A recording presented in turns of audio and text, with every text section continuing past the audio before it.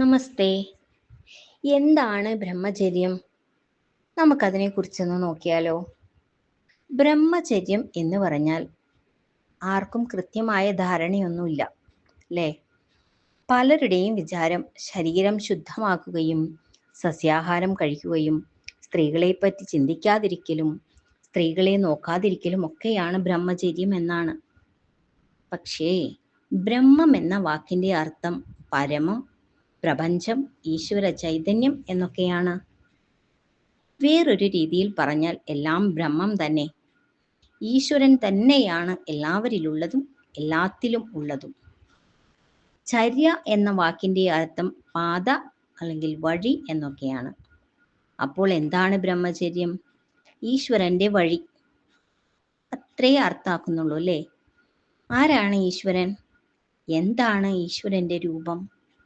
എല്ലാം അടങ്ങിയിരിക്കുന്ന പരമാത്മാവിനെ ആരാധിക്കുവാൻ നമ്മുടെ സംസ്കാരത്തിൽ വിളിച്ചിരുന്ന നാമങ്ങളാണ് ഈശ്വരൻ, ഭഗവാൻ എന്നൊക്കെ. ഈശ്വരൻ്റെ രൂപം എന്ന് പറഞ്ഞാൽ ഭക്തന്റെ മനസ്സിലാണ്. ഏത് രൂപത്തിലും അവതരിക്കുന്നതും പരമമായ ചൈതന്യമാണ്. എല്ലാം ഒന്നു തന്നെ. അപ്പോൾ എന്താണ് ബ്രഹ്മചര്യം? ഈശ്വരൻ്റെ വഴി, അല്ലേ? നാം ഒന്നും തേടി പോകാതെ ഈശ്വര ചൈതന്യം കാണിച്ചു തരുന്ന വഴിയിലൂടെ സഞ്ചരിക്കലാണ് ബ്രഹ്മചര്യം. വേറൊരു രീതിയിൽ പറഞ്ഞാൽ സ്വന്തം രൂപം, സ്വന്തം ഭാവം, അതിനനുസരിച്ച് നന്മ ചെയ്ത് ജീവിക്കുക. ഒന്നിനോടും ആസക്തിയോ വിരക്തിയോ ഇല്ലാതെ ജീവിക്കുക. അതാണ് ബ്രഹ്മചര്യം.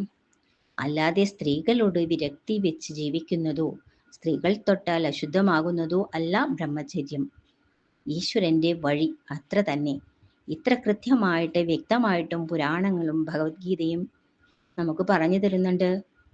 സർവം കൃഷ്ണാർപ്പണമസ്തു. ജയ് ശ്രീ രാധേ രാധേ.